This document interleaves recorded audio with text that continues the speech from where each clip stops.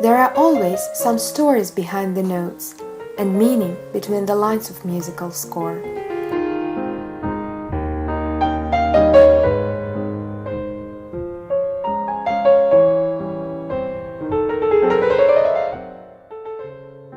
We are now embarking on a journey through time and space to explore the spiritual realm of composers and unveil the mystery of classical music, which resides beyond the sound.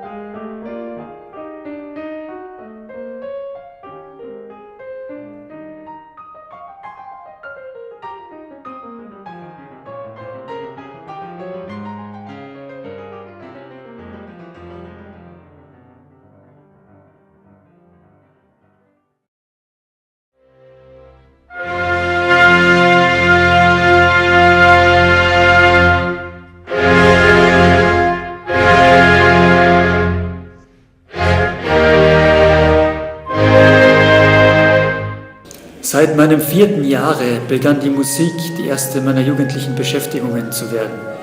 So früher mit der holden Muse bekannt, die meine Seele zu reinen Harmonien stimmte, gewann ich sie und wie es mir oft wohl deuchte, sie mich wieder lieb.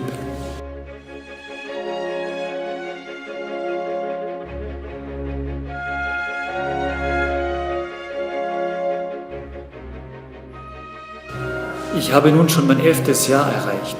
Und seitdem flüsterte mir oft meine Muse in den Stunden der Weihe zu: Versuch's und schreib einmal deiner Seele Harmonien nieder. Fast war ich schüchtern, doch meine Muse wollt's, ich gehorchte und schrieb.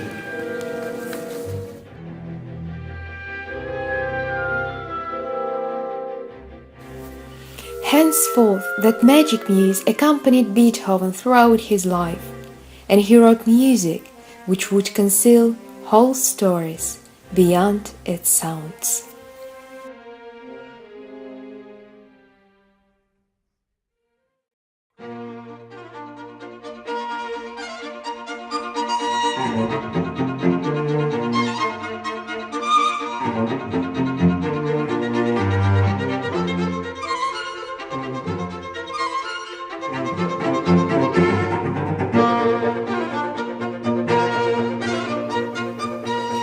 Ludwig van Beethoven was born in Bonn in 1770, When he was on the verge of entering that vast and mysterious realm of music, there were two stars shining all through the musical society of Europe, that of Haydn and Mozart.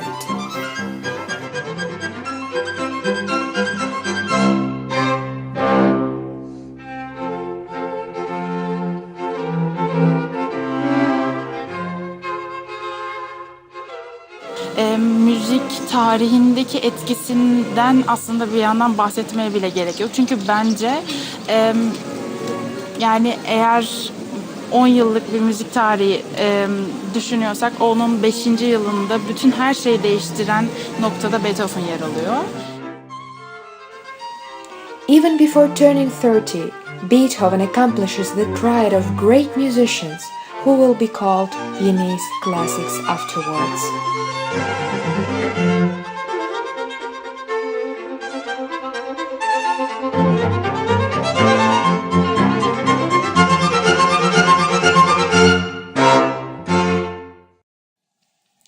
But that will happen further, for now Beethoven makes his first steps, and we cannot underestimate the role of teacher at this point. Christian Gottlob Neefe, organist and composer, arrives at Bonn and becomes one of the first mentor figures for Beethoven in his journey.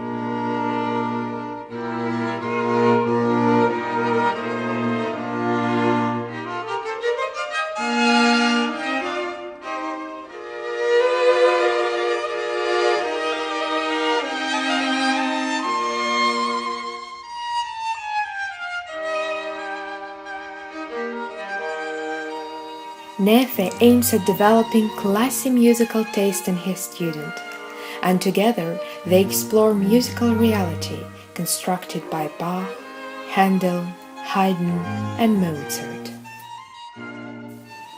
From now on, sensitive and thoughtful Ludwig will strive to express his feelings and thoughts in sound.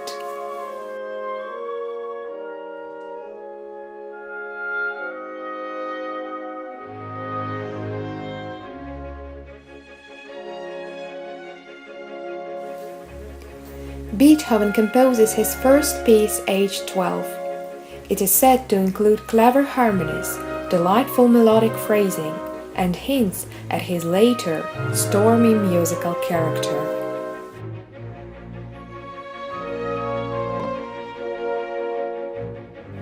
Neefe writes of Beethoven in Kramer's Magazin der Musik. He plays the clavier very skillfully and with power, and reads at sight very well. This youthful genius is deserving of help to enable him to travel.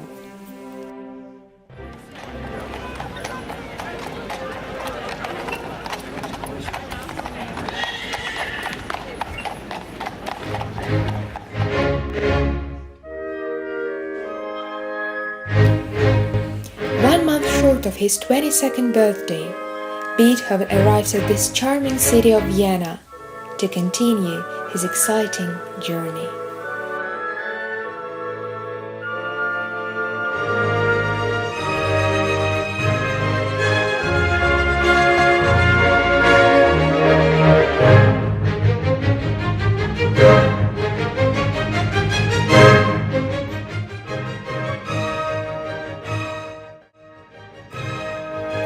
Describing Beethoven's first years in Viennese society, French writer and musicologist Romain Rolland tells, "Just imagine the treasures of poetry and passion that this young genius has poured onto them.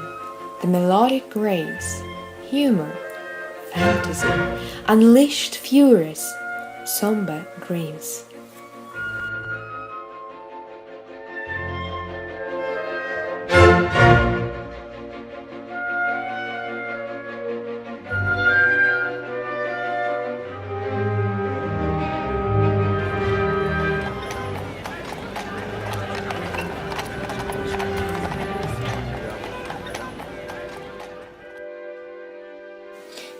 Vienna, Beethoven meets his next teacher, Joseph Haydn. Haydn was an eminent figure in Viennese society at that time, and his music probably influenced that of Beethoven. This relationship between the student and the teacher is something revealing itself in the sounds and between the lines of Beethoven's Sonata in F minor. It's astonishing that this sonata is one of Beethoven's very first, yet we see how mature the composer is.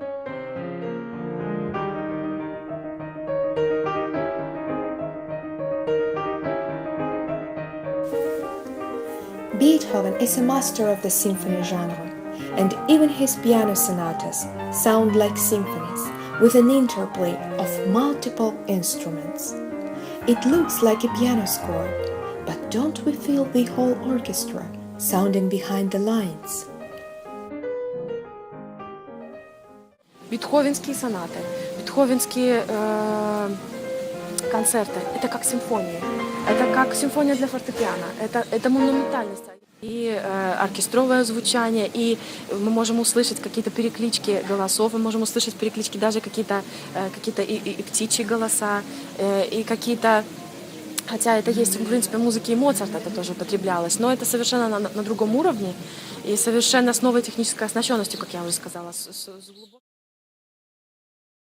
Beyond the sounds of sonata in F minor, we see Beethoven as man of the contrasts. He is a man of rebel, the revolutionary, but alongside that mood, we feel Beethoven as a philosopher. Alongside those determined conclusions, we can feel some doubts, and alongside that increasing tension, we feel the moments of trepidation and meditation. В средний период творчества, а это молодость, это где-то после 25-летнего возраста, когда стала прогрессировать и развиваться, опять же, очень сильно глухота, опять же, я хочу подчеркнуть, что все идет не от периодности, а от внутреннего содержания, от душевной жизни. Возможно, если бы у Бетховена была хорошая бюргерская немецкая жизнь, мы бы с вами не узнали Бетховена.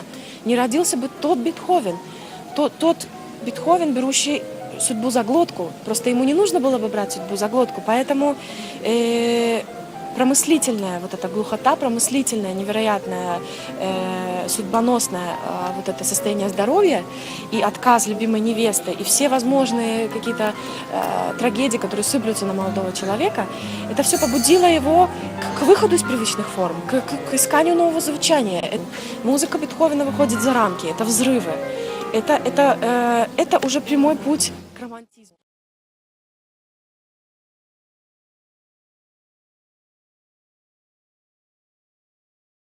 Beethoven's letters to Giulietta Giacardi provide us a testament to the role this woman played in Beethoven's life.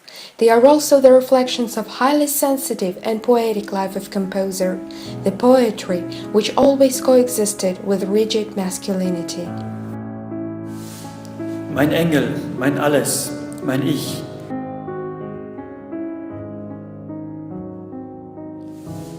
Mein Engel, mein Alles, mein Ich. Die Lieb fordert alles und ganz mit Recht. Die Brust ist voll, dir viel zu sagen. Ach, es gibt Momente, wo ich finde, dass die Sprache noch gar nichts ist. Erheitere dich, bleib mein teuer einziger Schatz, mein Alles. Wie ich gehöre dir, das Übrige müssen die Götter schicken, was für uns sein muss und sein soll. Dein treuer Ludwig.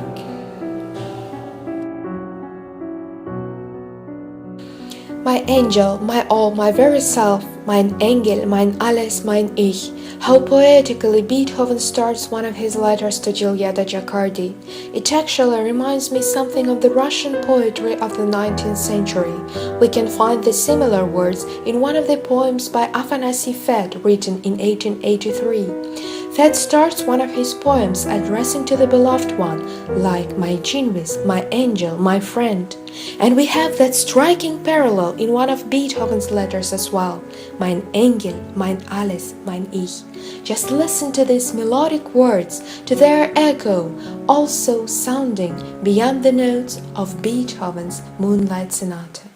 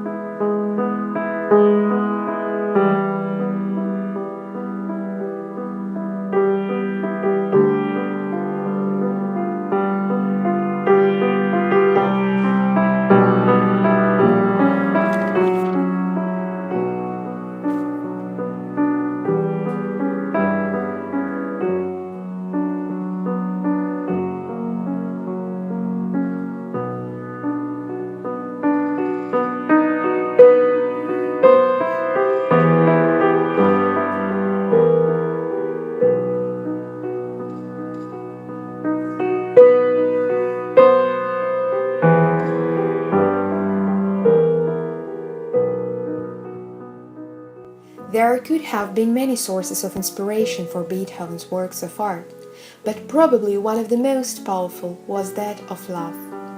Beethoven was a man of great spirit, and thus of great feelings. His heart, as well as his Moonlight Sonata, probably belonged to the true love that he felt in his life, and he loved with full generosity, passion, and heroic devotion that marked his nature.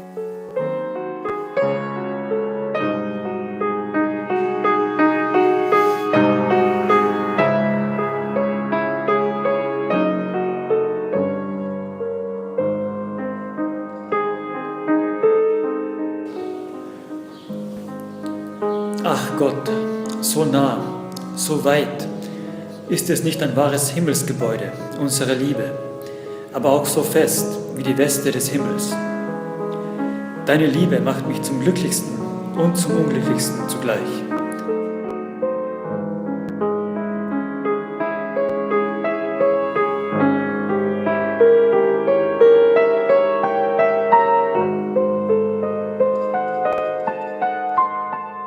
Mein Leben, mein Alles, leb wohl, o liebe mich fort, verkenne nie das treuste Herz deines Geliebten, ewig dein, ewig mein, ewig uns.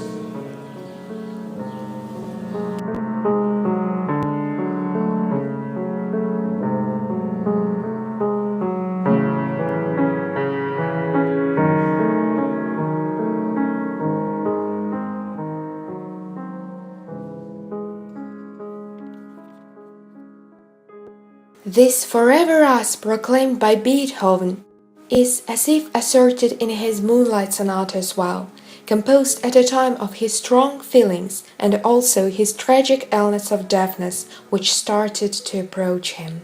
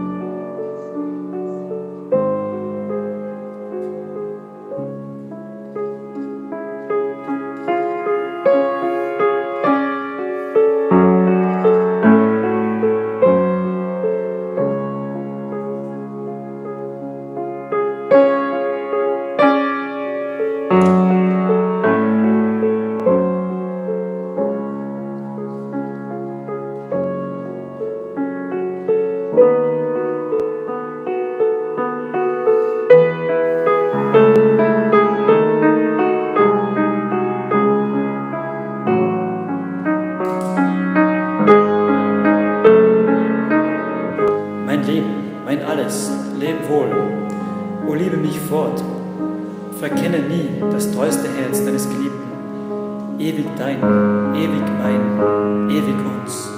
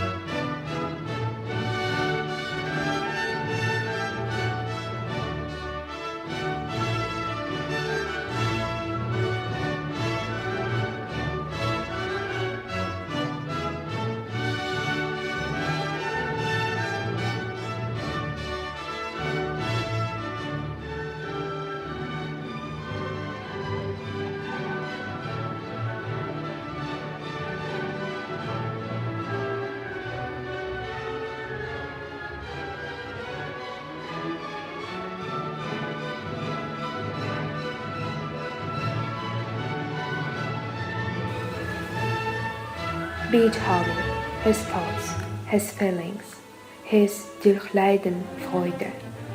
It still remains there, beyond the written notes, somewhere in the air. When this magic thing happens, the music is played. Beyond the sound of what we actually hear, Beethoven's sense of this world and his inner realm are being imposed on us like a veil, or like a mysterious spirit which penetrates into us and evokes certain state.